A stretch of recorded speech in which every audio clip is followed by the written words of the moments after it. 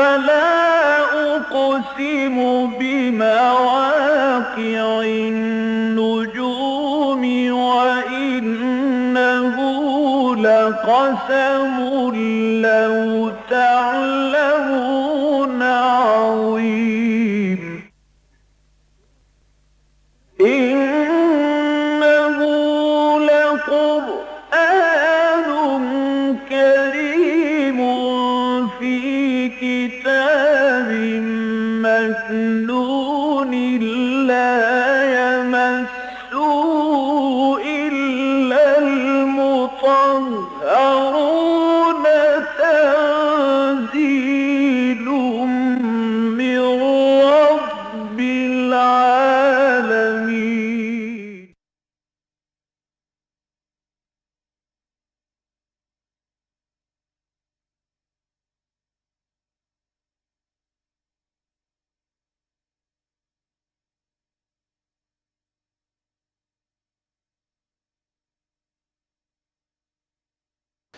اعوذ باللہ من الشیطان الرجیم بسم اللہ الرحمن الرحیم آمن الرسول بما انزل الیہ من ربہ والمؤمنون کل آمن باللہ وملائکتہ وکتبہ ورسلہ لا نفرق بین احد من رسلہ وقالوا سمعنا وأطعنا غفرانك ربنا وإليك المصير لا يكلف الله نفسا إلا وسعها لها ما كسبت وعليها ما اكتسبت ربنا لا تؤاخذنا إن نسينا أو أخطأنا ربنا ولا تحمل علينا إصرا كما حملته على الذين من قبلنا ربنا ولا تحملنا ما لا طاقة لنا به واعف عنا واغفر لنا وارحمنا أنت مولانا فانصرنا على القوم الكافرين آمين. صدق اللہ العظیم. رب اشرح لي صدری ویسر لي امری واحلل عقدۃ من لسانی یفقہوا قولی. اللہم ربنا الہمنا رشدنا واعذنا من شرور انفسنا. اللہم ارنا الحق حقا وارزقنا اتباعہ وارنا الباطل باطلا وارزقنا اجتنابہ. اللہم وفقنا لما تحب وترضى وتقبل منا فإنك خیر المتقبلین. آمین یا رب العالمین. یہ سورہ بقرہ کی آخری دو آیات ہیں جو ابھی میں نے تلاوت کی ہیں اور آپ نے سماعت فرمائیں. ہم ان کو کہہ سکتے ہیں خواتیم سورۃ البقرہ، سورہ بقرہ کی خاتمہ سورت کی آیات. اس ضمن میں سب سے پہلے تو میں یہ چاہتا ہوں کہ آپ حضرات قرآن مجید کا جو اسلوب ہے اس کے اس ایک اہم مسئلے کو سمجھ لیجئے کہ بالعموم ایکسیپشنز تو ہیں، لیکن بالعموم یہ قاعدہ ہے کہ قرآن حکیم کی خاص طور پر جو قدر طویل صورتیں ہیں ان کی ابتدائی آیات اور اختتامی آیات کی خصوصی فضیلت ہے. یہ فضیلت روایات کے ذریعے سے بھی معلوم ہوتی ہے، یہ فضیلت ان کے اپنے انداز اور ان کے اپنے مضمون سے بھی ظاہر ہوتی ہے. نہایت جامع ہوتی ہیں اور یوں سمجھیے کہ نہایت مؤثر ہوتی ہیں. اور اس کا ایک خاص تعلق اس سے ہے جس کو میں نے بارہا بیان کیا ہے کہ قرآن حکوم کا اسلوب جو ہے وہ خطبات کا ہے. قرآن نہ تو شاعری ہے، نہ جیسے ہم آج کل سمجھتے ہیں کہ کوئی تصنیف اور اس کے ابواب ہوتے ہیں. اب ظاہر بات ہے کہ کوئی تصنیف ہے، اس کے ابواب ہیں، تو ایک بحث پہلی ایک باب میں ختم ہو جائے گی، پھر دوبارہ اس پر گفتگو نہیں ہوگی. اگلے باب میں اگلی بحث آئے گی، تیسرے باب میں پھر اور بحث آگے بڑھے گی. پہلی باب میں جو باتیں آئی تھیں وہ ریپیٹ نہیں ہوگی.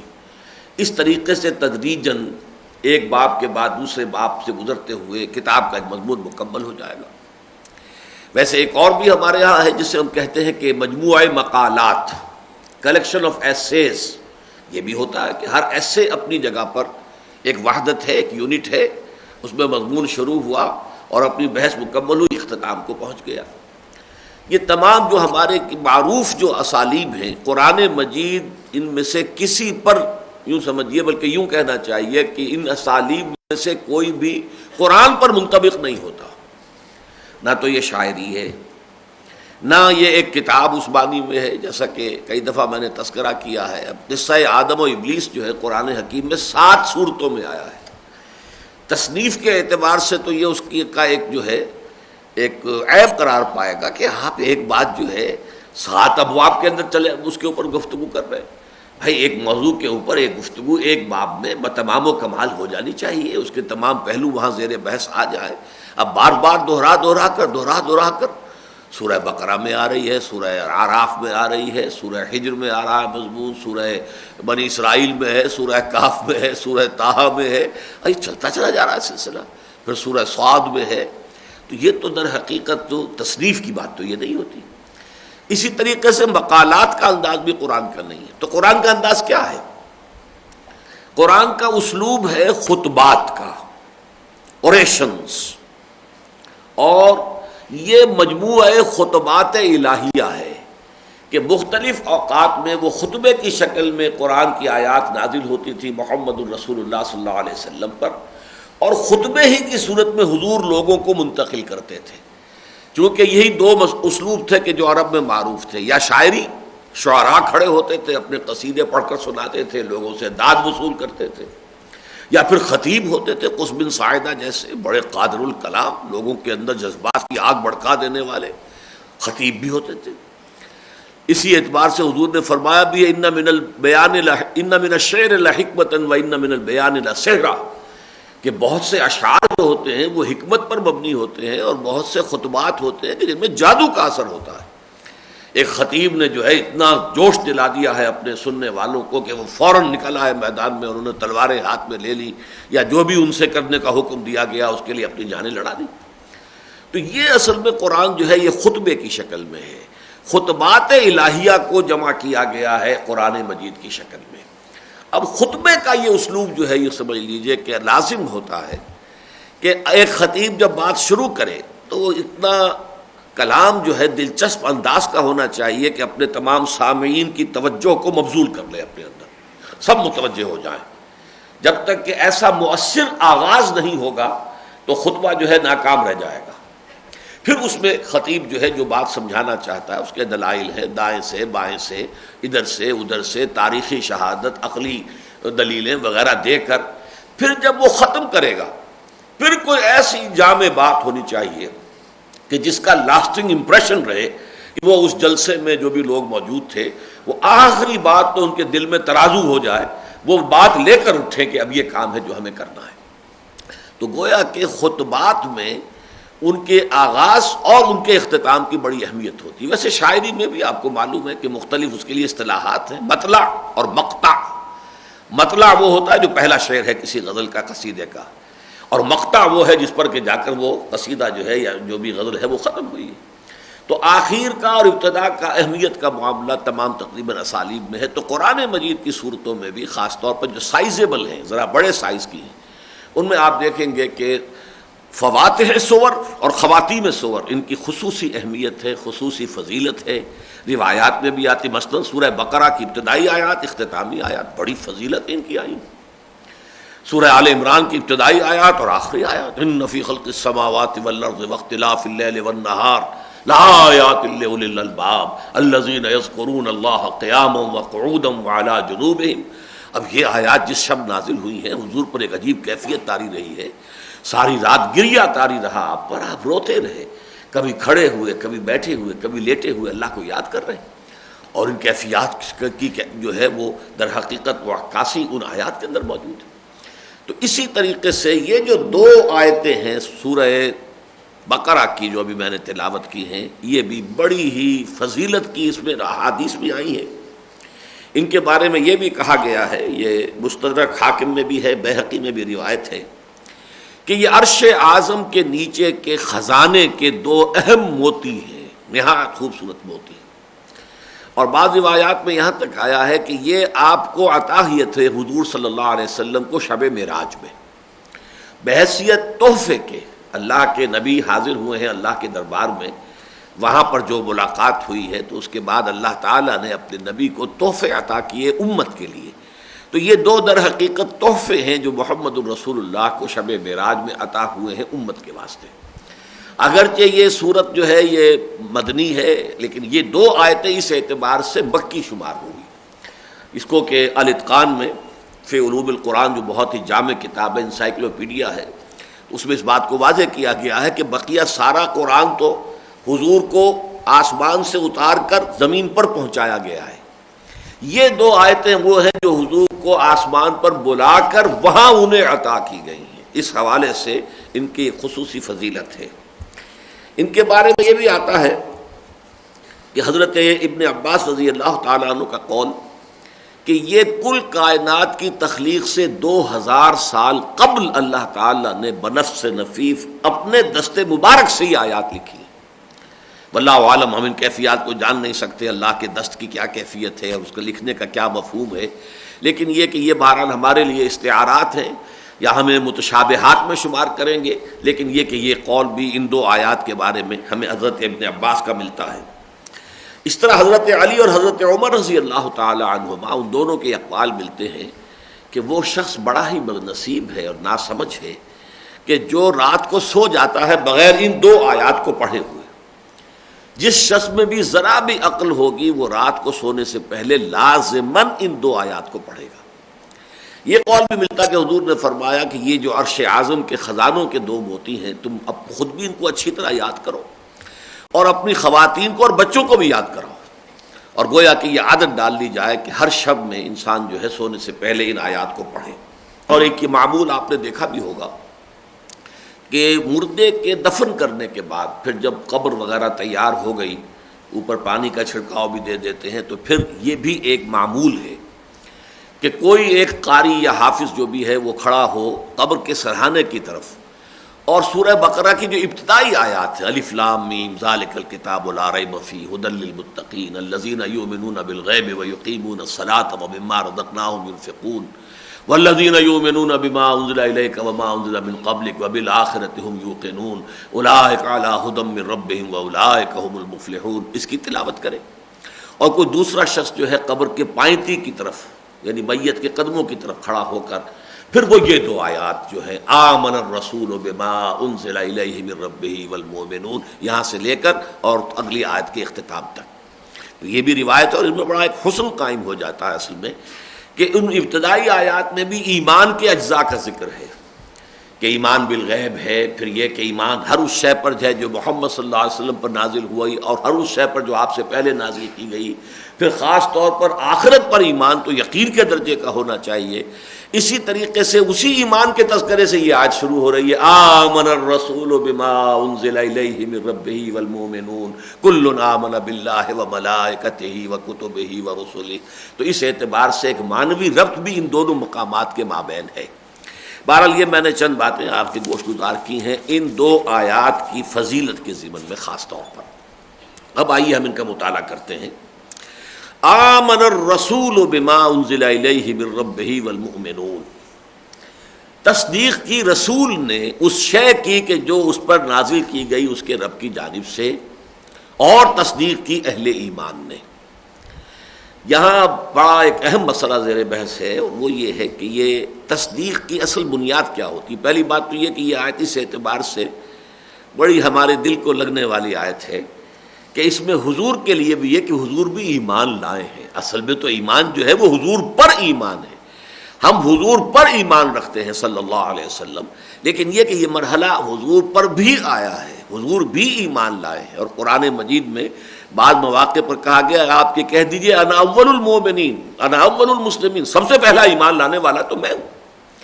اور ایمان کے جو لفظی معنی ہے جبکہ اس کے ساتھ تعدیہ جو ہے با کے ساتھ ہو یا لام کے ساتھ ہو، ورنہ اگر بغیر مجرد ان کے حروف جار کے بغیر اگر آئے گا پریپوزیشنز نہیں ہوں گی تو ایمان کے معنی امن دینا ہے، کسی کو امن دینا، امن عطا کر دینا. اسی معنی میں مومن جو ہے اللہ کے ناموں میں المومن، امن عطا فرمانے والی ذات، وہ ذات کے جو لوگوں کو امن عطا کرتی ہے. تو المومن کے معنی ہوں گے امن دینے والا. لیکن جب یہ با آ جاتا ہے یا لام لام میں سرسری طور پر، اور با جو ہے وہ ہے یقین اور وثوق اور گہرائی کے ساتھ، تو اس کے معنی ہوتے ہیں تصدیق، پورے یعنی سمجھئے کہ قلب کی گہرائی سے کسی شے کی تصدیق کرنا. تو یہ ایمان با، ایمان باللہ، ایمان بالرسول، ایمان بالآخرہ، ان چیزوں کی تصدیق کرنا پورے قلب کی گہرائی کے ساتھ، شعور کی گہرائیوں کے ساتھ. اب یہاں سوال آیا کہ آمن الرسول بما انزل الیہ من ربہ والمؤمنون، تو میں یہاں تھوڑی سی گفتگو آج کرنا چاہتا ہوں کہ اس تصدیق کی نوعیت کیا ہے. ظاہر بات ہے کہ تصدیق کی جاتی ہے کسی شخص کی طرف سے کسی بات کی جو کہ خود اسے پہلے سے معلوم ہو.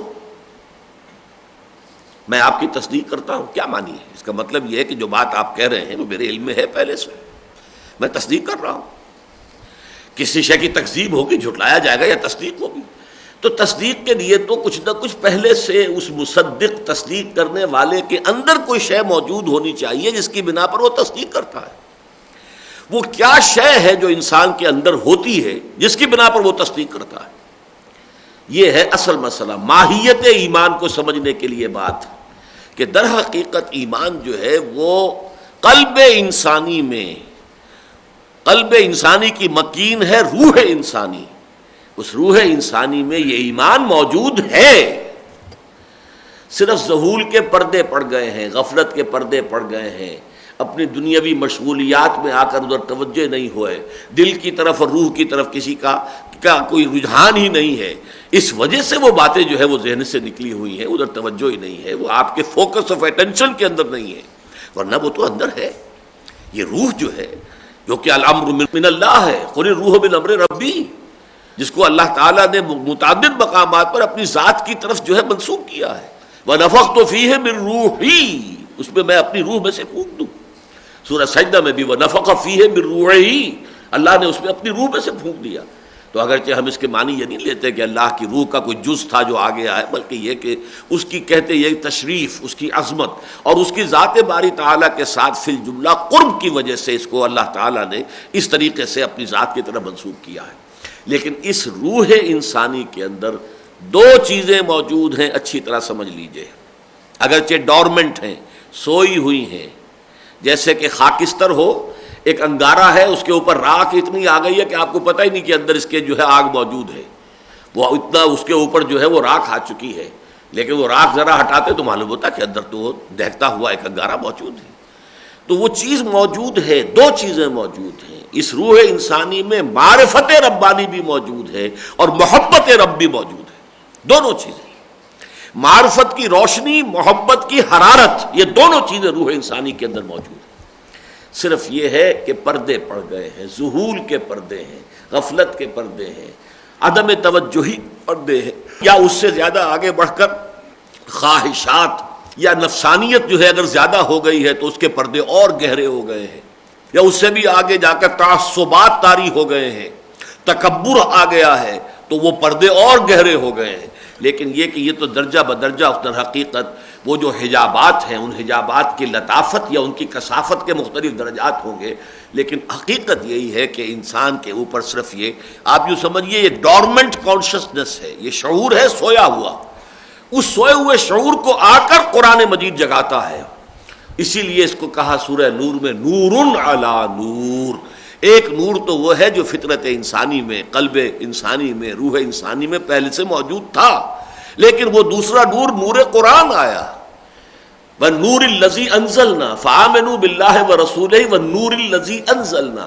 اس نور نے آ کر اس پہلے نور کو جگا دیا اور اس کو جو ہے ایکٹیویٹ کر دیا ہے. اس طریقے سے نور علی نور. چنانچہ یہی بات حضور کے بارے میں آپ کے علم میں ہے کہ سورہ شورى کے آخر میں فرمائی گئی ہے کہ ما کنت تدری ما الکتاب ولا الایمان. جہاں تک تفصیلی طور پر کتاب اور ایمان کیا ہے اے نبی آپ کے علم میں نہیں تھا. ولیکن جعلناہ نورا، ہم نے اس قرآن کو نور بنایا ہے. نہدی بہ من نشاء من عبادنا، ہم اس کے ذریعے سے اپنے بندوں میں سے جس کو چاہتے ہدایت دیتے. وَإِنَّكَ لَتَهْدِي إِلَىٰ صِرَاطٍ مُسْتَقِيمٍ. اب جب یہ قرآن آپ پر نازل ہو گیا، آپ کے وجود میں سرایت کر گیا، آپ کا باطن اس سے جگمگا اٹھا، منور ہو گیا، اب آپ ہدایت دیں گے نوع انسانی کو. إِنَّكَ لَتَهْدِي إِلَىٰ صِرَاطٍ مُسْتَقِيمٍ. گویا کہ آپ مجسم، آپ بن گئے ہیں وہ لائٹ ہاؤس، وہ روشنی کا مینار کہ جو جہازوں کو راستہ بتاتا ہے اور بتاتا ہے، خبردار کرتا ہے کہ ادھر چٹان ہے، ادھر مت جانا، تو آپ کی حیثیت اب اس مینار نور کی ہے کہ جو نوع انسانی کے لیے ہدایت کا ذریعہ بنے گا۔ تو سب سے پہلے ایمان لائے خود محمد الرسول اللہ۔ اب یہاں اصل بات جو سمجھنے کی ہے، دیکھیے اس کو، اس وقت جو ہماری دلوں کے اندر ایک عظمت ہے اور ایک محبت ہے اور عقیدت ہے محمد الرسول اللہ صلی اللہ علیہ وسلم کی، کہ جس سے کسی صاحب ایمان کا سینہ نہ خالی ہو سکتا ہے نہ ہونا چاہیے۔ تھوڑی دیر کے لیے ذرا ان چیزوں کو ایک طرف کر کے سوچئے۔ ایک انسان ہے، وہ اس کے اندر طبیعت کے اندر یہ مادہ تو پیدا ہو گیا ہے، غور و فکر کا، سوچ بچار کا، میں کون ہوں، یہ کائنات کیا ہے، کدھر جا رہا ہے قافلہ انسانیت۔ یہ میں کس کا ذکر کر رہا ہوں؟ حضور کا صلی اللہ علیہ وسلم، کہ جب 40 برس کے لگ بھگ آپ کی عمر ہوئی ہے تو اب آپ پر غور و فکر کا غلبہ ہو گیا اور آپ خلوت گزینی کو محبوب رکھنے لگے۔ فلما بلغ 40 سنة حبب إليه الخلاء فكان يخلو بغار حراء، اور غار حراء میں جا کر کئی دن کئی رات آپ قیام کرتے تھے۔ یتحنس فیہ، وہاں آپ عبادت کرتے تھے۔ عبادت کیا کرتے تھے؟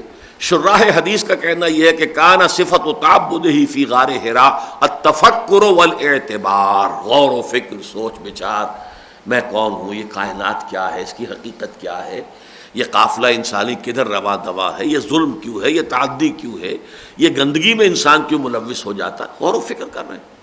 اچانک ایک روز جو ہے یہ معاملہ پیش آ گیا، فرشتہ آ گیا۔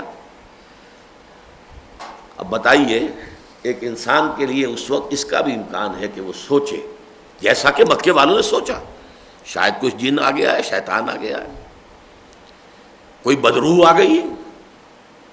وہ کیا شے تھی کہ محمد صلی اللہ علیہ وسلم نے پہچان لیا کہ یہ اللہ کا فرشتہ ہے؟ معلوم ہوا کہ فطرت محمدی کے اندر، نور محمدی کے اندر، روح محمدی کے اندر وہ استعداد موجود تھی، تب آپ کو کوئی اشتباہ نہیں ہوا، کسی شک و شبے میں آپ مبتلا نہیں ہوئے۔ آپ نے یہ نہیں سمجھا کہ یہ کوئی آسیب ہے، آپ نے ہرگز یہ نہیں سمجھا کہ یہ تو کوئی جن آ گیا، شیطان جن ہے، نہیں، یہ ہے اندر کی گواہی۔ اسی کو سمجھ لیجئے کہ یہ ہے اصل جان ایمان کی۔ اب ہم بھی جو ایمان لاتے ہیں، ایک تو یہ ہے کہ ہم نے قرآن پڑھا، مان لیا، کوئی والدین سے سنا ہے، اللہ، رسول، آخرت، جنت، دوزخ، یہ سن لیا، مان لیا ہے، لیکن یہ پر آپ کا ذاتی تصدیق کا مرحلہ کب آئے گا؟ جبکہ آپ کو اپنے اندر سے گواہی معلوم ہو کہ واقعی یہ صحیح ہے، وہ تصدیق ہوگی اصل میں تو، کہ آپ کے اندر سے کسی شے نے اس کی گواہی دی ہے۔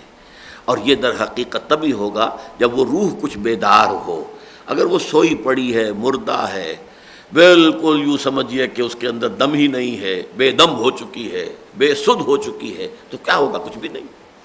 لیکن اگر وہ بیدار ہے، اس کو کسی طریقے سے بیدار کیا گیا ہے، تو پھر یہ ہے کہ وہ اندر سے گواہی دے گی کہ ہاں یہ صحیح ہے۔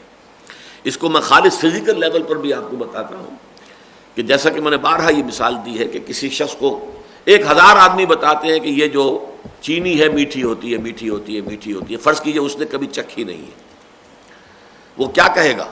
ہاں بھائی میٹھی ہوگی، ضرور ہوگی، لازماً ہوگی۔ جب 1000 آدمی کہہ رہے ہیں تو خواہ مجھے کائے کو دھوکہ دیں گے، کیوں جھوٹ بولنا چاہیں گے، کیوں جھوٹ کے اوپر اجماع کریں گے؟ یقیناً میٹھی ہوگی، لیکن ہوگی سے آگے نہیں جا سکتا۔ البتہ جب وہ چینی اپنے منہ میں رکھ کر چکھ لیتا ہے تو کہتا ہے میٹھی ہے۔ اب یہ ہوگی سے ہے بدل گیا، یہ ہے وہ تصدیق اندر سے جو ہو رہی ہے۔ اگر آپ کا اپنے جو ٹیسٹ بڈز جو ہیں وہ اگر اس وقت جو ہے سوئے ہوئے ہیں، وہ بے حس ہیں، وہاں کوئی انجیکشن لگا دیا گیا ہے، کوئی دوا لگا دی گئی ہے جس کی وجہ سے ان کی حس مردہ ہو گئی ہے، اب بھی آپ نہیں کہیں گے۔ لیکن اگر وہ آپ کے ٹیسٹ بڈز جو ہیں وہ صحیح ہیں، چاق و چوبند ہیں، کام کر رہے ہیں، اب اندر سے آپ کو گواہی ملے گی کہ ہاں یہ چینی میٹھی ہے۔ یہ کیفیت جب تک نہیں ہوتی ہمیں حاصل، اس وقت تک ایمان حقیقی ہمارے پاس نہیں ہے۔ بہت پیارا شعر ہے علامہ اقبال کا، مجھے بہت جو پسند ہے ان کے اشعار، ان میں سے ایک یہ ہے: تو عرب ہو یا عجم ہو تیرا لا الہ الا، لغت غریب جب تک تیرا دل نہ دے گواہی۔ عربی زبان سے واقف ہو جانا جو ہے وہ کافی نہیں ہے، وہ تو سارے عرب جو ہیں ان کی مادری زبان ہے۔ عرب ہو یا عجم ہو تیرا لا الہ الا، یہ لا الہ الا اللہ جو ہم کہتے ہیں محمد الرسول، یہ لغت غریب اجنبی زبان ہے، بس ٹھیک ہے ہم نے کچھ یاد کر لیے ہیں۔ جیسے ان ہی الا اسماء سمیتموها انتم وآباؤکم، جیسے ان بت پرستوں نے کچھ نام یاد کر لیے تھے، ان کے آباء و اجداد نے رکھ دیے تھے، لات عزیٰ منات، وہ اپنے آباء و اجداد کی تقلید کے طور پر انہیں مان رہے تھے. ما وجدنا علیہ آباءنا، ہم نے اپنے آباء و اجداد کو اسی پر پایا تھا.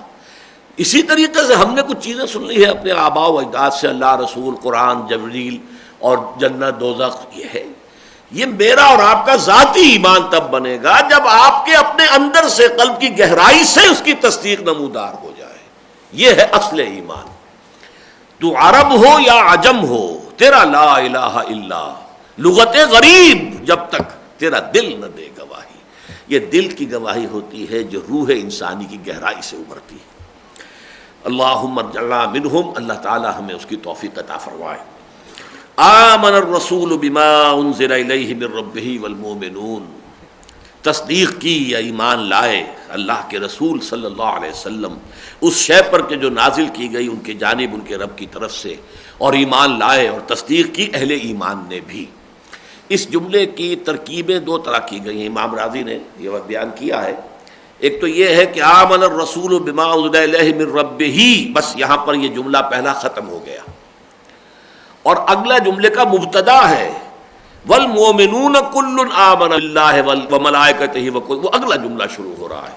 یعنی ایمان لائے محمد صلی اللہ علیہ وسلم اللہ کے رسول اس پر کہ جو نازل کیا گیا ان کے رب کی طرف سے ان پر، جملہ ختم ہو گیا. اگلا جملہ ہے، مبتدا ہے والمؤمنون، اور مومن وہ ہیں جو ایمان رکھتے ہیں اللہ پر اور فرشتوں پر، اس کی کتابوں پر، اس کے رسولوں پر. لیکن عام طور پر جو اس کا مفہوم جس کو انداز لیا گیا ہے ترتیب میں وہ یہی ہے کہ یہاں پر جو حرف عطف ہے وہ آمن الرسول والمؤمنون بما انزل الیہ من ربہ، اہل ایمان بھی ایمان لائے اور اللہ کے رسول خود سب سے پہلے ایمان لائے اس شے پر کہ جو اللہ کی طرف سے ان پر نازل کی گئی. اور یہ در حقیقت آگے اب اس کی شرح آ رہی ہے. کن کن باتوں کی تصدیق کی ہے؟ کل آمن باللہ، اور یہ کل میں اب شامل ہیں حضور صلی اللہ علیہ وسلم بھی اور صحابہ بھی، محمد الرسول اللہ والذین معہ، یہ سب کے سب اس میں شامل ہیں.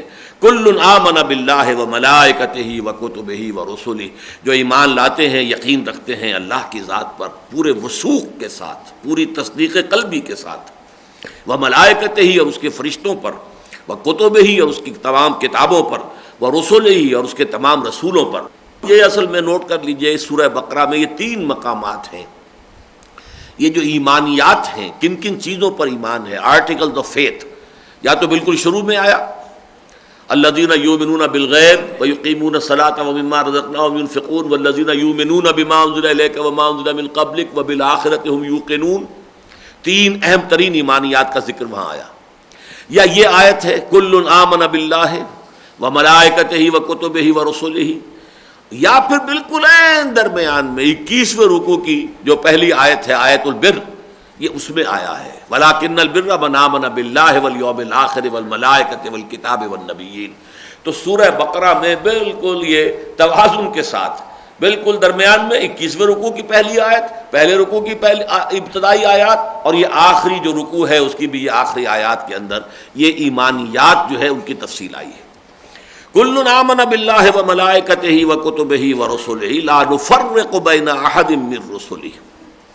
اب یہاں پر یہ نہیں کہا کہ وہ کہتے ہیں، وہ بات آگے آ رہی ہے قالو، وہ یہ کہتے ہیں.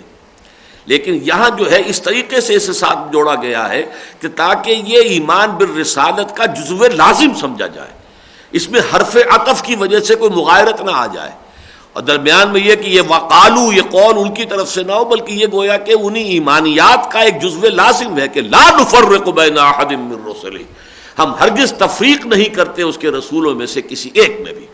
اس کا مطلب کیا ہے؟ تفریق اور تفضیل میں زمین و آسمان کا فرق ہے.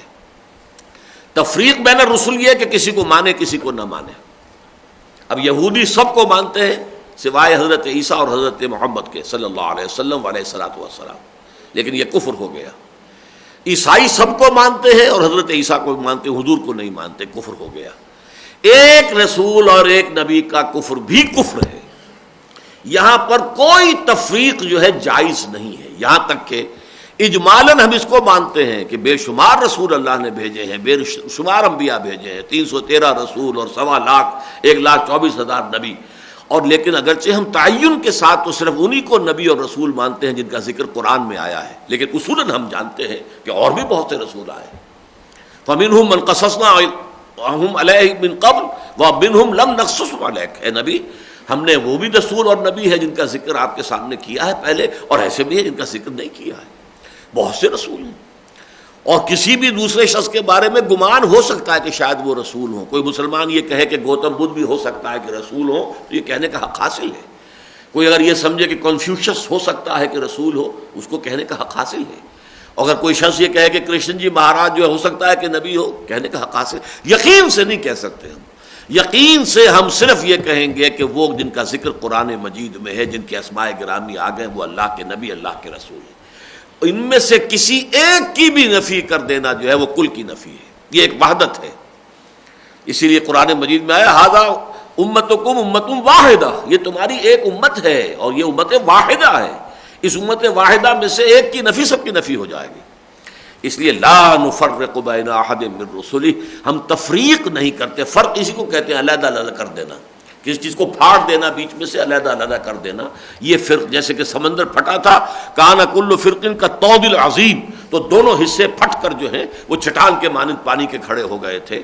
اس اعتبار سے فرق کے معنی علیحدہ کر دینا۔ البتہ تفضیل یہ ہے جس کا کہ خود اسی سورہ مبارکہ میں ہم پڑھ چکے ہیں، 3 پارے کی پہلی آیت، تلک الرسل فضلنا بعضهم علی بعض، ان رسولوں میں سے بعض کو بعض پر ہم نے فضیلت دی ہے۔ فضیلت مطلقہ محمد الرسول اللہ صلی اللہ علیہ وسلم کی، اگرچہ آپ نے اس کو آپ حکمت تبلیغ کہیں یا حضور صلی اللہ علیہ وسلم کا تواضع ہے، انتہائی تواضع ہے کہ وہ کہتے ہیں کہ مجھے یونس ابن متیٰ پر بھی فضیلت مت دو، آپ کا یہ حکم ہے۔ ہم خواہ جو ہے وہ دوسرے نبیوں کے اوپر حضور کی فضیلت جو ہے اس کا ذکر کرتے ہیں، بیان کرتے ہیں، یہ حضور کے حکم کی خلاف ورزی ہے۔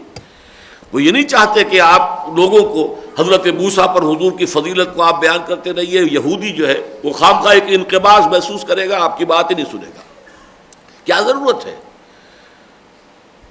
عطر آنس کے خود میں بویت، نہ کہ عطار میں بویت۔ عطر تو وہ ہے کہ جو خود ہی خوشبو اپنی دے رہا ہے، معلوم ہے کہ یہ خوشبو ہے، اس کے اندر یہ عطر ہے، تو عطار کے کہنے سے کیا ہوگا؟ اگر اس کے اندر عطر میں خوشبو ہی نہ ہو تو عطار صاحب چاہے کتنا ہی اس کے قلابے ملاتے رہیں، یہ اتنا عمدہ ہے اور اتنا اعلیٰ ہے، آپ نہیں مانیں گے۔ لیکن وہ تو خود جو ہے اپنی خوشبو دے رہا ہے۔ تو حضور کا مقام اتنا اونچا ہے، اتنا بلند ہے کہ اس کو بیان کرنے کی ضرورت ہی نہیں۔ جیسے ذات باری تعالیٰ حمید ہے، از خود محمود ہے، کوئی حمد کرے نہ کرے آپ سے آپ اس کی حمد ہو رہی ہے، اس قدر بلند و بالا ہستی ہے۔ ایسے ہی انبیاء اور رسل میں حضور کا مقام ہے کہ آپ کو کسی حمد کی حاجت مشاطہ نیست، صورت دل آرام را، کوئی ضرورت نہیں۔ لیکن یہ کہ اصولاً ہم مانتے ہیں کہ فضیلت مطلقہ محمد الرسول اللہ صلی اللہ علیہ وسلم کو، البتہ جزوی فضیلتیں بعض کو بعض پر ہیں۔ کلم اللہ موسیٰ تکلیما وآتینا داؤد زبورا، مختلف جگہ پر مختلف انداز میں مختلف نبیوں کے کچھ خصائص ہیں جن کا بیان ہوا ہے۔ حضرت ابراہیم کو واتخذ اللہ ابراہیم خلیلا، اللہ نے انہیں اپنا خلیل بنا لیا۔ حضرت موسیٰ سے ایسے کلام کیا جیسے کلام کیا جاتا ہے اس زمین پر رہتے ہوئے۔ شب معراج میں تو حضور سے بھی مخاطبہ اور مکالمہ ہوا، لیکن زمین پر رہتے ہوئے اور پردے کی اوٹ سے، صرف یہ کہ اللہ کو دیکھا نہیں ہے لیکن آواز اللہ ہی کی تھی، وہ کلام اللہ ہی کا تھا۔ یہ خاص فضیلت ہے حضرت موسیٰ علیہ السلام کی۔ تو فضیلت کے اندر کوئی شک و شبہ نہیں، البتہ تفریق جو ہے وہ کفر ہے۔ اسی کا ایک عکس سمجھ لیجئے صحابہ کے بارے میں ہے۔ صحابہ میں بھی تفضیل ایک دوسرے پر کوئی حرج نہیں، لیکن تفریق، بعض صحابہ کو ماننا بعض کو نہ ماننا، بعض سے محبت کا ہونا اور بعض سے اپنے دلوں کی محبت سے خالی کر لینا، یہ بہت بڑی گمراہی ہو جائے گی۔ سب کے ساتھ محبت، سب کا احترام، سب کے بارے میں یہ یقین کہ وہ سب معصوم تو نہیں تھے، لیکن یہ کہ اللہ تعالیٰ کی طرف سے ان کو ایسی ایک حفاظت حاصل تھی کہ بدنیتی کا ان کی طرف ہم جو ہے اس کی نسبت نہیں کر سکتے، خطا اجتہادی ہو سکتی ہے۔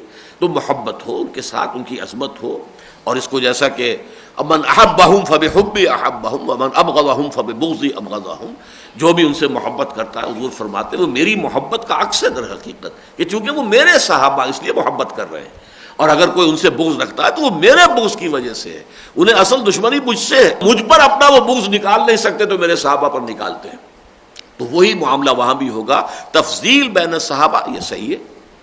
افضل البشر بعد الانبیاء بالتحقیق ابو بکر صدیق، ان کے بعد حضرت عمر، پھر حضرت عثمان، پھر حضرت علی، پھر 6 باقی جو ہیں عشرہ مبشرہ میں سے، پھر یہ کہ جو بھی اصحاب بدر میں سے ہیں باقی، پھر جو بھی اصحاب بیعت ہیں، اصحاب شجرہ بیعت رضوان میں جو شامل تھے، پھر وہ جو فتح مکہ سے پہلے ایمان لائے، پھر وہ جو فتح مکہ کے بعد ایمان لائے، یہ دراجات ہیں۔ تو فرمایا کل آمن باللہ وملائکتہ وکتبہ ورسلہ لا نفرق بین احد من رسلہ۔ اس کو ذرا نوٹ کیجئے اس اسلوب کو کہ یہاں واو یا قالو کچھ نہیں لایا گیا تاکہ بالکل دفعتاً یہ شیء معلوم ہو جائے کہ ایمان بالرسل کا یہ لازمی جزو لا ینفک ہے، لا نفرق بین احد من رسلہ۔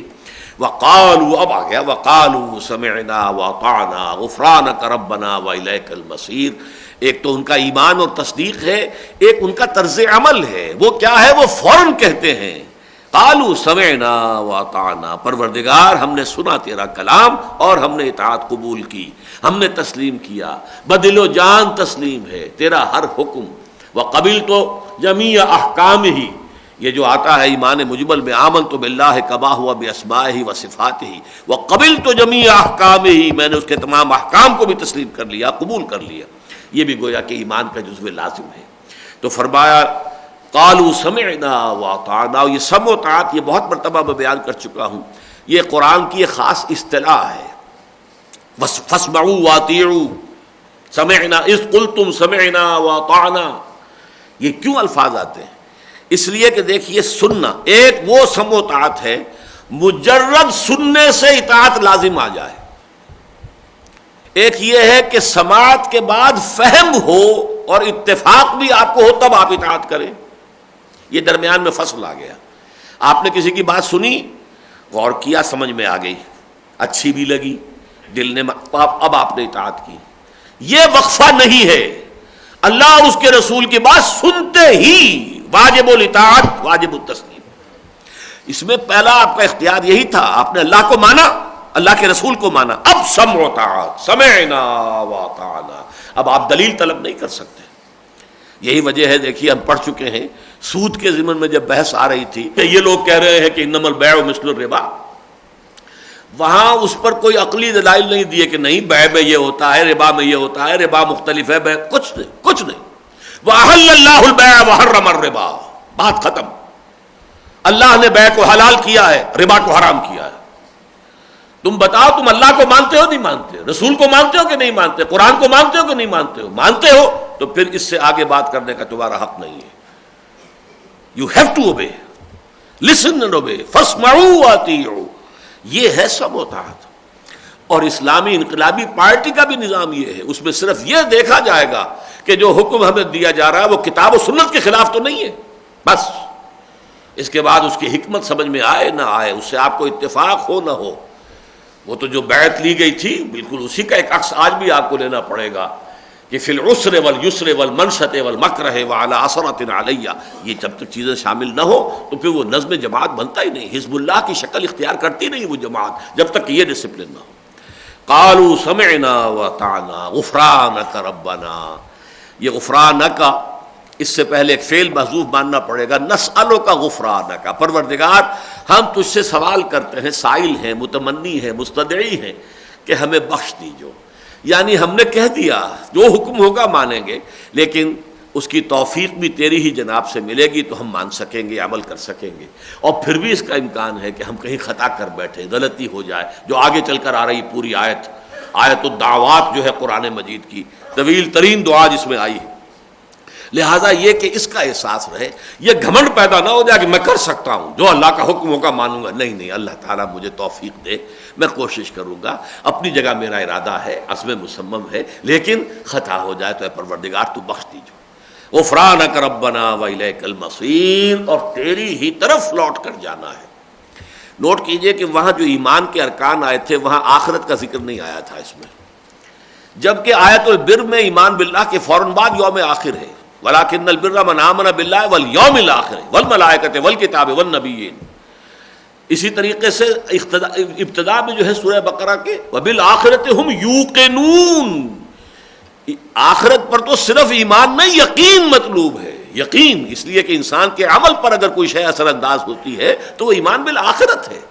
اگر وہ محاسبے کا خوف ہے اور اما من خاف مقام ربہ ونہى النفس عن الہوى، تبھی تو جا کر وہاں پر فإن الجنۃ ہی المأویٰ کا معاملہ ہوگا۔ لہذا آخرت کا تو یقین، تو یہاں اس کو لے آئے اس قول کے اندر شامل کر کے وَإِلَيْكَ الْمَصِيرُ، لازماً اے پروردگار ہمیں معلوم ہے ہمارے لیے بھاگ جانے کی جگہ ہے ہی نہیں، لا ملجأ منک ولا مأویٰ الا الیک، تجھ سے بچ کر جائیں، بھاگے تو جائیں کہاں، کوئی جگہ ہے ہی نہیں، کوئی ٹھکانہ ہے ہی نہیں، لا محالہ تیرے ہی حضور میں حاضری ہماری ہونی ہے، الیک المصیر، آنا ہے، ہمیں اس کا یقین حاصل ہے، انا للہ و انا الیہ راجعون، ہم اللہ ہی کے ہیں، اللہ ہی کی طرف لوٹ جانے والے۔ لا یکلف اللہ نفسا الا وسعها، جو آخری آیت ہے یہ بھی سورہ بقرہ کی ان عظیم ترین آیات میں سے ایک ہے۔ آپ کو یاد ہوگا کئی دفعہ میں نے اس کی وضاحت کی ہے کہ سورہ بقرہ کا جو نصف ثانی ہے اس میں 4 لڑیاں چل رہی ہیں مضامین کی، 2 کا تعلق ہے احکام شریعت سے، 2 کا تعلق ہے جہاد فی سبیل اللہ سے۔ احکام شریعت میں سے ایک لڑی ہے عبادات، روزہ ہے، حج ہے، نماز ہے، ایک لڑی ہے معاملات، نکاح ہے، طلاق ہے، یہ معاملات ہیں، بیع و شراء کے معاملات ہیں، قرض لینے کے معاملات ہیں، وغیرہ وغیرہ۔ نمبر جو دوسرا ہے معاملہ جو جہاد فی سبیل اللہ کی 2 لڑیاں ہیں، اب وہ ہے قتال فی سبیل اللہ، انفاق فی سبیل اللہ۔ ان 4 لڑیوں کا جو تانا بانا بنا ہے، جس سے کہ یہ سورہ بقرہ کا جو یہ ہے آخری نصف آخر جو ہے 19ویں رکوع سے شروع ہو کر اور 40ویں رکوع کے اختتام تک، اس میں بیچ بیچ میں نہایت خوبصورت پھول بنے ہوئے ہیں، بنتی کے اندر آ گئے، اور یہ قرآن مجید کی حکمت کے عظیم ترین خزانوں میں سے آیت الآیات۔ آپ کو معلوم ہے کہ جتنی آیتیں اس ایک آیت میں جمع کر دی گئی ہیں، ان فی خلق السماوات والارض واختلاف اللیل والنہار والفلک التی تجری فی البحر بما ينفع الناس وما انزل اللہ من السماء من ماء فاحیا به الارض بعد موتها وبث فیہا من کل دابۃ وتصریف الریاح والسحاب المسخر بین السماء والارض لآیات لقوم یعقلون۔ اس لیے میں نے اس کا نام رکھا ہے آیت الآیات۔ ایک آیت میں کتنی اللہ تعالیٰ نے اپنی اس آفاقی آیات جو ہیں ان کو بیان کر دیا۔ پھر آیت البر، نہایت جامع آیت، پھر آیت الکرسی، قرآن حکیم کی عظیم ترین آیت، سیدۃ آیات القرآن، تمام آیات قرآنی کی سردار۔ پھر ہم نے آیت الاختلاف اس سے پہلے دیکھی، اختلاف کیوں ہوا، کس لیے ہوا، کس وجہ سے ہوا، اس کا حل کیا ہے۔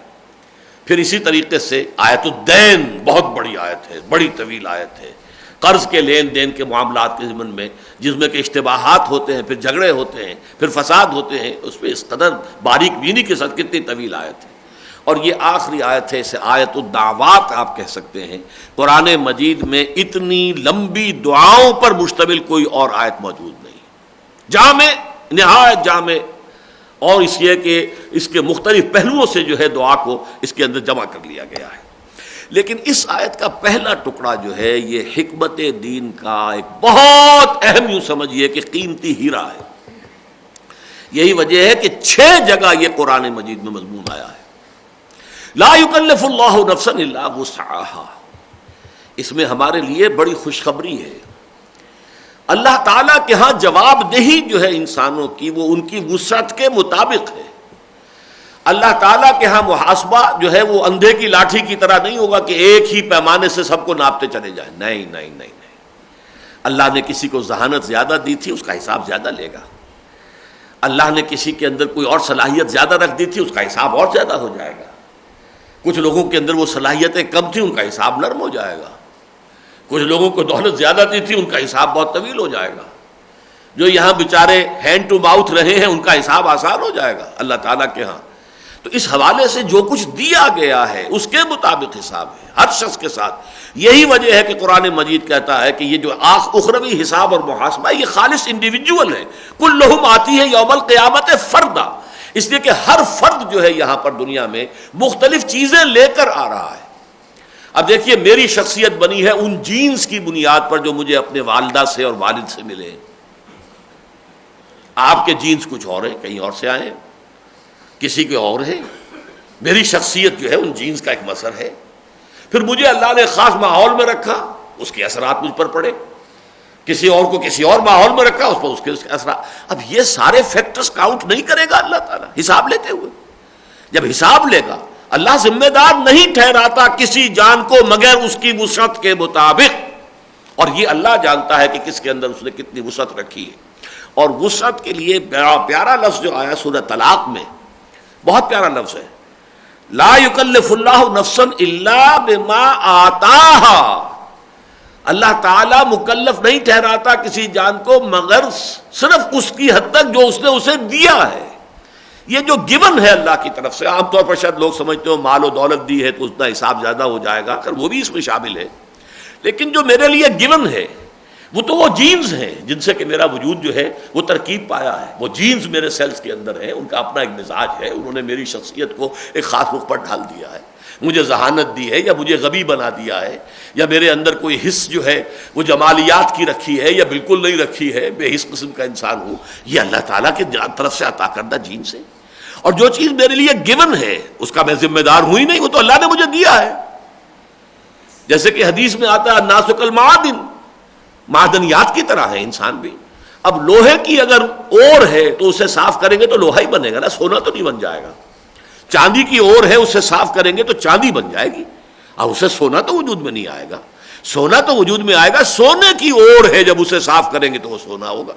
تو انسانوں کو اللہ نے جو پیدا کیا ہے الناس کالمعادن، یہ تو معدنیات کی طرح ہے، اللہ تعالیٰ نے مختلف شخصیتیں پیدا کی ہیں۔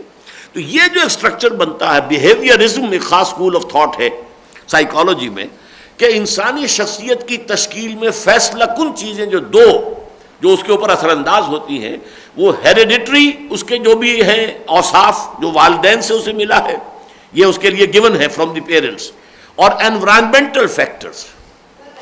دی human personality is the product of hereditary factors and the environmental factors. دو کو ضرب دے دیجئے، موروثی اثرات اور انسان کے ماحول کے اثرات، اس سے انسانی شخصیت ایک شکل میں اختیار کر لے گی، جسے کہ سورہ بنی اسرائیل میں شاکلہ کہا گیا ہے۔ قُلْ كُلٌّ يَعْمَلُ عَلَىٰ شَاكِلَتِهِ فَرَبُّكُمْ أَعْلَمُ بِمَنْ هُوَ أَهْدَىٰ سَبِيلًا۔ اب اس شاکلہ سے باہر تو میں نہیں جا سکتا، میری جو بھی رنگت ہے میری اسکن کی، وہ میری اپنا چوائس نہیں ہے، اٹس گیون ٹو می، اب اس کو تو میں چینج نہیں کر سکتا، I have to accept it. اس کے اوپر نہ میں تعریف کے قابل ہوں، نہ میں اس کی بنا پر کوئی میں مذمت کے قابل ہوں، اللہ نے دیا ہے۔ اس اعتبار سے گیون کیریکٹرز جو بھی ہیں اللہ کی طرف سے، ان کو اللہ ملحوظ رکھے گا، اور جب حساب لے گا ہر ایک سے اس کے اپنے گیون جو چیزیں ہیں اس کے مطابق۔ یہ چونکہ ہمارے لیے بہت ہی یعنی یوں سمجھیے کہ حوصلہ افزا بات ہے کہ اللہ تعالیٰ کے یہاں صحابہ کرام کا جو محاسبہ ہوگا، ظاہر بات ہے وہ ہمارا نہیں ہوگا۔ آیا ہے نا وہ حدیث کے اندر کہ تمہارے ہاں اس وقت اگر کسی نے 10 میں سے 9 حصے پر عمل کیا، ایک چھوڑ دیا، اس کی بھی پکڑ ہو جائے گی، اور ایک وقت وہ آئے گا کہ کوئی مسلمان 10 میں سے 1 حصے پر عمل کر لے گا، اس کی بھی نجات ہو جائے گی۔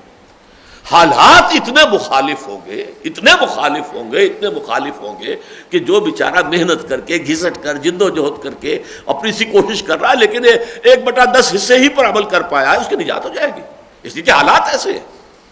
اور حضور کے زمانے میں میری صحبت سے فیض یافتہ ہو کر تم نے اگر کیا ہے تو اگر تم نے ایک حصہ بھی ترک کر دیا تو تم پکڑے جاؤ گے۔ اسی لیے حضور کے ازواج سے کہا گیا لستن کاحد من النساء، اگر تم نے کوئی غلط حرکت کی تو تمہیں دوہری سزا ملے گی۔ کیوں؟ اس لیے کہ تمہیں اللہ تعالیٰ نے اپنے نبی کی صحبت سے نوازا ہے، تمہیں تو ان کی جو ہے ان کے گھر کے اندر لا کر آباد کیا ہے۔ تو فرمایا، اب میں اس گنوا دیتا ہوں آپ کو، لا یکلف اللہ نفسا الا وسعها، ایک تو یہ سورہ بقرہ کی آیت نمبر 286 میں ہم پڑھ رہے ہیں، لا یکلف اللہ نفسا الا ما آتاها، یہ سورہ طلاق کی آیت نمبر 7 ہے، لا تکلف نفس الا وسعها، یہ سورۃ البقرہ کی آیت نمبر 233 ہے، لا نکلف نفسا الا وسعها، یہ 3 مرتبہ آیا ہے، سورہ انعام آیت نمبر 152، سورہ اعراف آیت نمبر 42، سورہ المومنون آیت نمبر 62، 6 مرتبہ یہ مضمون قرآن میں آیا ہے کہ اللہ تعالیٰ کا جو حساب کتاب لینے والا مسئلہ ہے وہ ایسا نہیں ہے اندھے کی لاٹھی کی طرح ہر ایک کو ایک ہی لاٹھی سے ہانک دیا جائے، نہیں، ہر ایک سے حساب ہوگا، اس کی اپنی انڈیویجول شخصیت میں ہم نے کیا کچھ رکھا تھا، کیا اسے مواقع دیے تھے، کس قسم کی ماحول اسے عطا کر دیا تھا، اس کے باوجود وہ اس معاملے کے اندر ادھر چلا گیا دوسری طرف، وہ بہت بڑا مجرم، بہت بڑا مجرم، بہت بڑا مجرم۔ لیکن ہو سکتا ہے کہ جس شخص کے لیے یہ سارے فیکٹرز جو ہے اس کے مخالف سمت کے اندر ہوں گے تو اس کے لیے یقیناً اللہ تعالیٰ کی طرف سے رعایتیں ہوں گی، حساب جو ہے اس کا نرم ہوگا۔ لا یکلف اللہ نفسا الا وسعها لها ما کسبت وعلیہا ما اکتسبت، ہر جان کے لیے ہے جو کچھ کہ اس نے کمایا، اور اسی پر وبال بنے گا جو کچھ کہ اس نے کمایا۔ اب یہاں پر اگرچہ دو الفاظ آ گئے مختلف، مادہ تو ایک ہی ہے کاف سین بے قسم، لیکن ایک ہے یہ ثلاثی مجرد میں اور ایک پھر یہ باب افتعال میں آیا ہے ثلاثی مزید فی کے۔ تو اس میں بحث کی ہے امام رازی رحمۃ اللہ علیہ نے کہ بہت سے لوگوں کی رائے تو یہ کہ ان میں کوئی فرق نہیں ہے، کسب اور اکتساب بالکل ان کے معنی ایک ہی ہے، اور انہوں نے بہت سے شواہد دیے ہیں کہ یہ دونوں جگہ پر یہ ایک دوسرے کی جگہ پر یہ الفاظ استعمال ہوتے ہیں، نیکی کے لیے بھی بدی کے لیے بھی، لہذا اس میں کوئی فرق نہیں ہے۔ البتہ ان کا کہ کچھ لوگوں کی رائے میں ان میں فرق ہے۔ ایک فرق یہ بیان کیا کہ کسب ہوتا ہے نہ صرف اپنے لیے بلکہ دوسروں کے لیے بھی۔ آپ محنت کر رہے ہیں، بھاگ دوڑ کر رہے ہیں، دفتر میں جا رہے ہیں، دکان پر بیٹھے ہیں، فیکٹری میں کام کر رہے ہیں، یہ کسب کر رہے ہیں آپ، لیکن یہ کسب اپنے لیے بھی اپنے اہل و عیال کے لیے بھی۔ اور اکتساب ہوتا ہے صرف اپنے لیے، خالص اپنے لیے ذاتی سطح پر۔ ایک کچھ لوگوں نے یہ مفہوم جو ہے اس کے اندر فرق بیان کیا ہے، کسب جو ہے وہ اپنے اور اس کے ساتھ ہی کوئی دوسروں کے لیے بھی کوئی شے حاصل کرنے کی کوشش کرنا، اور اکتساب خالص اپنے لیے۔ باسے باب افتعال کے خصائص میں سے یہ چیز شامل ہے۔ ایک رائے یہ بھی ہے، اگرچہ امام راضی نے اس کو ریفیوٹ کیا ہے، کہ کسب کا لفظ آتا ہے بہتر شے کے لیے، نیکی کے لیے، خیر کے لیے، بھلائی کے لیے۔ یہ آیت اس کی گویا کہ ایک مثال ہے، لہا ما کسبت، ہر جان کے لیے ہے جو خیر اس نے کمایا، جو نیکی اس نے کمائی، اس لیے کہ لام جو آتا ہے وہ کسی شے کے حق کے لیے آتا ہے، اور علا جو آتا ہے اس کی مخالفت کے لیے آتا ہے، جبکہ وہ ہے کہ القرآن حجت لک او علیک، یہ قرآن یا تمہارے حق میں حجت ہے یا تمہارے خلاف حجت ہے۔ خلاف ہے تو علا، اور اگر تمہارے حق میں حجت اور دلیل ہے تو لا۔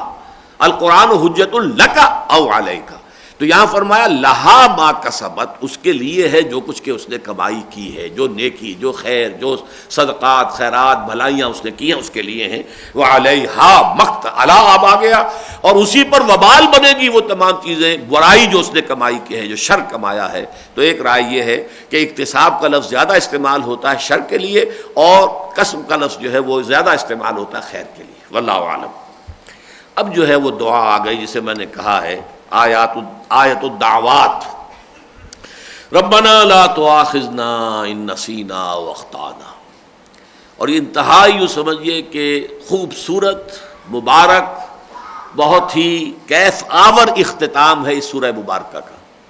میں وہ حدیث آپ کو سنا چکا ہوں کہ ہر شے کا کی ایک چوٹی ہوتی ہے، لکل شیء سلام و سلام، سلام القرآن ہے سورۃ البقرہ، ہر شے کی ایک چوٹی، ایک کلائمیکس ہوتا ہے، اور قرآن مجید کا جو کلائمیکس ہے وہ سورہ بقرہ ہے، اور اس کا جو اختتام ہو رہا ہے ربنا لا تؤاخذنا ان نسینا او اخطانا، پروردگار ہم سے مواخذہ نہ کیجو اگر ہم بھول جائیں یا چوک جائیں۔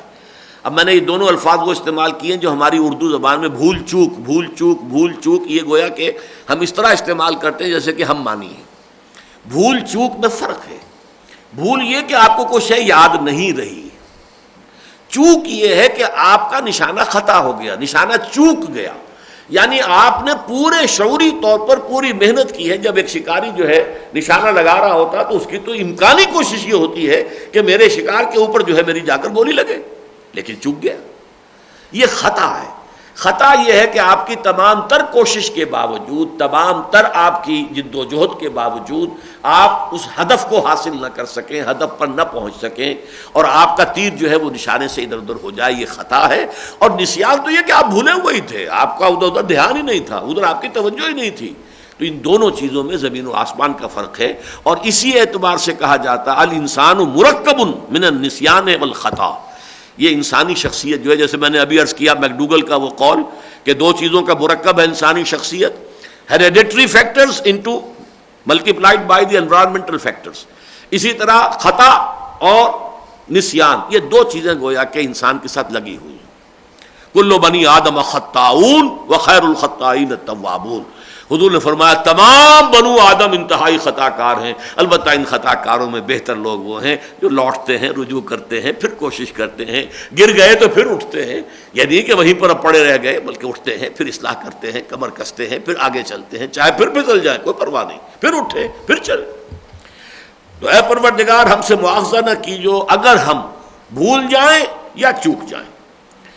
ربنا ولا تحمل علینا اصرا کما حملتہ علی الذین من قبلنا، اور اے پروردگار ہم پر بوجھ نہ ڈالیو وہ بوجھ جو ہمارے لیے ناقابل برداشت ہو، جیسے کہ تو نے ہم سے پہلوں کے اوپر ڈالا۔ اصل میں ایک بات نوٹ کر لیجئے کہ دو الفاظ قرآن مجید کے ذرا ایک دوسرے سے مختلف معنی میں، حمل اور اسر۔ حمل اس بوجھ کو کہتے ہیں جس کو لے کر انسان چل سکے، حمال جو ہے وہ ایک بوجھ کو لے کر چل رہا ہوتا ہے، پہنچا رہا ہے، ادھر سے ادھر لے کر جا رہا ہے، لیکن اگر یہ بوجھ اتنا ہو جائے کہ اسے دبا دے، وہ چل ہی نہ سکے، تو وہ اسر کہلائے گا۔ تو حمل میں اور اسر میں یہ فرق ہے، وہ کہ جو ناقابل برداشت ہو جائے، اس کو آدمی لے کر چل نہ سکے، وہ اسر ہے، وہ اتنا بڑا بوجھ ہے کہ وہ اس کو ساتھ آگے چل ہی نہیں سکتا۔ اور ایک وہ ہے کہ حمل ہے، بوجھ تو ہے، ثقل تو ہے، اس میں ثقالت ہے، لیکن یہ کہ اس کو لے کر چل سکتا ہے، ہمت کرے، محنت کرے۔ تو ربنا ولا تحمل علینا اصرا کما حملتہ علی الذین من قبلنا، اس میں اس حقیقت کی طرف اشارہ ہے کہ سابقہ شرائع آسمانی جو ہے سماویہ، وہ زیادہ بھاری تھیں، زیادہ ثقیل تھیں۔ اب دیکھیے مثلا ہفتے کا پورا دن حرام ہے، کوئی کام کرنا حرام۔ یوم سبت کا یہ حکم تھا، ہمارے ہاں آ کر وہ تھوڑا سا حصہ رہ گیا جمعے کا، اذان سے لے کر اور نماز کی ادائیگی تک، اس میں کاروبار دنیاوی حرام ہے، باقی کھلا ہے۔ یہود کے ہاں روزے میں رات بھی شامل تھی، جیسے ہی آپ سو گئے روزہ شروع ہو گیا، اب کسی آپ کا سحری کا کوئی تصور نہیں، اب تو اگلے دن سورج غروب ہوگا تو روزہ کھلے گا۔ یہاں یہ کہ ہمارے ہاں سحری اور سحری کی ترغیب، تاکید، تسحروا فإن فی السحور برکہ، سحری ضرور کیا کرو اس لیے کہ سحری میں برکت ہوتی۔ تو بہت سے اعتبارات سے جو ہے وہ چیزیں ہماری شریعت آ کر بہت آسان کی گئی ہے، یہ گویا کہ اللہ تعالیٰ کی طرف سے۔ اور چونکہ یہ سورہ مبارکہ ہم دیکھ چکے ہیں کہ شریعت محمدی علیہ صاحب الصلاۃ والسلام کا جو اصل بلو پرنٹ ہے، جو وہ خاکہ ابتدائی اسی صورت میں تیار ہوا ہے، تو یہاں پر اس کا یہ اصول بھی آ گیا۔ ربنا ولا تحمل علینا اصرا کما حملتہ علی الذین من قبلنا، پروردگار تو نے پچھلی امتوں پر بہت بوجھ ڈالا، اور اے اللہ ہم پر ویسا بوجھ نہ ڈالیو، ہمارے لیے شریعت کے احکام جو ہے اس کو آسان کر دیجو۔ ولا تحملنا ما لا طاقت لنا بہ، اب یہ تو ہو گیا ایک شریعت کے جو عمومی ہے، ایک ہر فرد کا معاملہ بھی ہے، ہم پر بوجھ مت ڈالیو جس کی کہ ہمارے اندر طاقت نہ ہو۔ اب ظاہر بات ہے کہ یہ بھی اللہ تعالیٰ کی طرف سے ہوتا ہے، کسی بھی شخص کے لیے کتنا بڑا امتحان۔ جیسے کہ آپ کو معلوم ہے کہ کہاوت ہے، جن کے رتبے ہیں سوا ان کی سوا مشکل ہے، اور یہ ہماری دنیاوی زندگی ہے ہی امتحان کے لیے۔ اللہ تعالیٰ نے خلق الموت والحیات لیبلوکم ایکم احسن عملا، اللہ تعالیٰ تمہارا امتحان کرنا چاہتا ہے اس حوالے سے، لیکن وہ امتحان اتنا ہو جتنا کہ میں واقعتاً اس میں کامیاب ہو سکوں، اس سے زیادہ کا بوجھ مجھ پر مت ڈال دیجو۔ اب حضرت ابراہیم کا امتحان یہاں تک لے لیا کہ 100 برس کا بوڑھا اور 87 برس کی عمر میں دعائیں مانگ مانگ کر جو بیٹا ملا تھا، حکم یہ دیا جا رہا ہے اس کو ذبح کر دو۔ یہ حکم ابراہیم ہی کو دیا جا سکتا تھا، یہ کسی اور انسان کو نہیں دیا جا سکتا۔ وَاتَّخَذَ اللَّهُ إِبْرَاهِيمَ خَلِيلًا، یہ مقام انہی کا تھا، اور انہوں نے اس کے اوپر عمل کیا، اپنے طور پر تو کر دیا، اللہ نے بچایا، یہ بات دوسری۔ تو ہر ایک شخص کی حیثیت کے مطابق پروردگار اس پہ جو بھی ابتلا آئے، جو آزمائش آئے، جو بھی اس پر بوجھ آئے، جو بھی ثقل آئے، وہ ہم میں سے ہر ایک کی استعداد کے اندر، طاقت کے اندر جتنا ہو بس اتنا ڈالیو، تاکہ ہم اس میں ناکام اس وجہ سے نہ ہو جائیں کہ وہ ہماری طاقت سے بڑھ کر۔ واعف عنا، اب یہ جو الفاظ آ رہے ہیں یہ بہت مرتبہ دروس میں آئے ہیں۔ عفو کہتے ہیں کسی کی رسی دراز کرنا، اسی لیے یہی الفاظ آئے ہیں، اعفوا اللحیٰ، داڑیاں لمبی کرو، بڑھاؤ داڑیاں۔ تو عفو کہتے ہیں رسی دراز کر دینا، یعنی فوراً گرفت نہ ہو، بس غلطی ہوئی اور فوراً پکڑ لی، نہیں، یہ ہے عفو، درگزر کرنا، اس کا صحیح ترجمہ ہوگا چشم پوشی سے کام لینا۔ ٹھیک ہے، دیکھ لیا آپ نے کہ غلطی کی ہے لیکن آپ نے گرفت نہیں کی، یہ عفو ہے۔ واعف عنا واغفر لنا، غلطی بھی ہو گئی، اس کا اعتراف بھی ہو گیا، گرفت بھی آ گئی، لیکن پروردگار بخش دیجو۔ اب یہ ہے غفر، غفر کے معنی ہوتا ہے ڈھانپ دینا، اس لیے مغفر کہتے ہیں یہ جو خود ہوتا ہے، آہنی ٹوپی جو فوجی لگاتے ہیں اپنے سر پر، پچھلے زمانے میں بھی ہوتی تھی، آج بھی ہوتی ہے، آج بھی گولی سے بچانا ہے سر کو، اور پہلے تلوار کے وار سے بچاتے تھے، تو وہ مغفر کہلاتا ہے، سر کو ڈھانپ لیتا ہے، بچا لیتا ہے تلوار کے وار سے یا گولی سے۔ تو یہ غفر ہے پردہ ڈال دینا، پردہ پوشی اس کا صحیح ترجمہ ہمارے یہاں ہوتا ہے، پردہ پوشی کرنا، ہمارے گناہوں ہماری خطاؤں کی پردہ پوشی کیجو۔ ورحمنا، اس سے بھی اگلا قدم یہ ہے پروردگار ہم پر رحمت فرمائی ہو۔ انت مولانا، تو ہمارا مولا ہے، ہمارا ولی ہے، ہمارا دوست ہے، ہمارا پشت پناہ ہے۔ ان الفاظ سے بعض لوگوں کو مغالطہ ہوا ہے کہ یہ مولانا کسی اور کو کہنا جو ہے وہ شرک ہے، یہ صحیح نہیں ہے۔ لفظ مولا جو ہے عربی زبان میں بہت وسیع مفہوم میں آتا ہے، کوئی بھی ایک رشتہ ہو، تعلق ہو، محبت ہو، پشت پناہی ہو، دوستی ہو، حمایت ہو، اس کے لیے لفظ آ جاتا ہے۔ یہاں تک کہ یہ لفظ مولا آتا ہے آزاد کردہ غلام کے اوپر بھی۔ آپ کا ایک غلام تھا، آپ نے اسے آزاد کر دیا، لیکن وہ آزاد ہو کر بھی اس کا آپ کے ساتھ ایک رشتہ تو رہا نا، کہ آپ سابق آقا تھے، وہ آپ کا سابق غلام تھا، تو اسے مولا کہتے ہیں۔ عن صوبان مولا رسول اللہ صلی اللہ علیہ وسلم، روایت کر رہے ہیں حضرت صوبان کہ جو حضور کے آزاد کردہ غلام تھے، تو مولا تو اس کو بھی کہتے ہیں، لہذا اس میں کوئی حرج نہیں ہے، مولانا وغیرہ کسی کو کہہ دینا کوئی حرج والی بات نہیں ہے، اس لیے کہ یہ لفظ مختلف معنی میں آتا ہے۔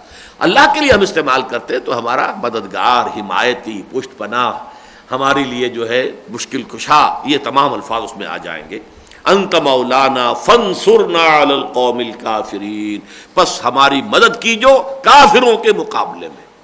یہ ٹکڑا اس آیت کا جو آخری الفاظ ہیں، یہ اس اعتبار سے انتہائی معنی خیز ہے، انتہائی معنی خیز، کہ میں آپ کو بارہا بتا چکا ہوں کہ یہ سورہ بقرہ نازل ہوئی ہے ہجرت کے متصلاً بعد سے لے کر اور غزوہ بدر سے متصلاً قبل تک، گویا کہ اس کے نزول کے بعد اب غزوہ بدر پیش آنے والا تھا، لہذا آخری لفظ جو آ رہا وانصرنا علی القوم الکافرین، اے اللہ اب وہ جو دور آ گیا، تو نے ہم پر قتال بھی فرض کر دیا ہے، قاتلوا فی سبیل اللہ الذین یقاتلونکم، یہ مرحلہ اب آ گیا ہے، تو اب ان کافروں کے مقابلے میں ہماری مدد کیجو۔ ہم دیکھ چکے ہیں 33ویں رکوع میں جو حضرت طالوت کے ساتھی تھے ان کی دعا بھی یہی تھی، ربنا افرغ علینا صبرا وثبت اقدامنا وانصرنا علی القوم الکافرین۔ تو وہ جو جنگ ہوئی تھی طالوت اور جالوت کی، در حقیقت وہی جنگ اب ہونے والی تھی، ابو جہل کی زیر سرکردگی جو ہے کفار اور جو مشرکین مکہ ہیں، اور ادھر محمد الرسول اللہ صلی اللہ علیہ وسلم کی زیر کمان جو صحابہ کرام ہیں، تو وہی الفاظ جو اس دعا کے تھے اسی پر یہ آیت جو ہے وہ ختم ہو رہی ہے، وانصرنا علی القوم الکافرین، اے اللہ ہماری مدد کیجو اب ان کافروں کے مقابلے میں۔ بارک اللہ لی ولکم فی القرآن العظیم ونفعنی وإیاکم بالآیات والذکر الحکیم۔